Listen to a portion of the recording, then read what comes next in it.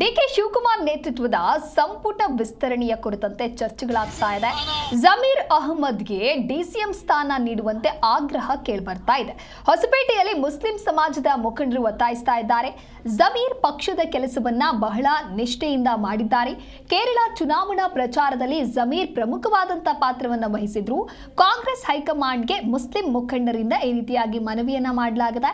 DK Shivakumar ನೇತೃತ್ವದ ಸಂಪುಟ ವಿಸ್ತರಣೆ ಜಮೀರ್ ಅಹಮದ್ಗೆ ಡಿಸಿಎಂ ಸ್ಥಾನ ಕೊಡಬೇಕು. ವಿಜಯನಗರದ ಮುಸ್ಲಿಂ ಸಮುದಾಯದ ಮುಖಂಡರಿಂದ ಹೈಕಮಾಂಡ್ಗೆ ಈಗ ಈ ರೀತಿಯಾದಂತಹ ಒತ್ತಾಯಗಳು ಕೇಳಿಬರ್ತಾ ಇದೆ. ಜಮೀರ್ ಪಕ್ಷ ಕೊಟ್ಟ ಕೆಲಸ ನಿಷ್ಠೆಯಿಂದ ಕೆಲಸವನ್ನ ಮಾಡ್ತಾರೆ. ಕೊಟ್ಟಿರುವಂಥ ಕೆಲಸ ಅದೇನೇ ಆದರೂ ಕೂಡ ಬಹಳ ನಿಷ್ಠೆಯಿಂದ ಜಮೀರ್ ಅವರು ಮಾಡ್ತಾರೆ. ಇನ್ನು ಕೇರಳ ಎಲೆಕ್ಷನ್ ಅನ್ನುವಂಥ ಸಂದರ್ಭದಲ್ಲಿಯೂ ಕೂಡ ಪ್ರಚಾರ ಮಾಡಿ ಎಲ್ಲ ಕ್ಷೇತ್ರದಲ್ಲಿಯೂ ಕೂಡ ಕಾಂಗ್ರೆಸ್ ಗೆಲುವನ್ನು ಸಾಧಿಸಿದೆ.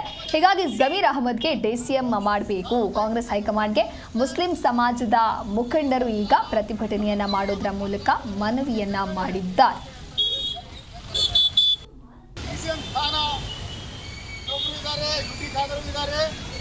ಅವರು ಉನ್ನತ ಸ್ಥಾನ ಪಡೆದಿದ್ದಾರೆ. ಉನ್ನತ ಒಂದು ಒಳ್ಳೆ ಆಡಳಿತ ಮಾಡ್ತಾರೆ ಎಂದು ನಮಗೆಲ್ಲ ಭರವಸೆ ಇದೆ.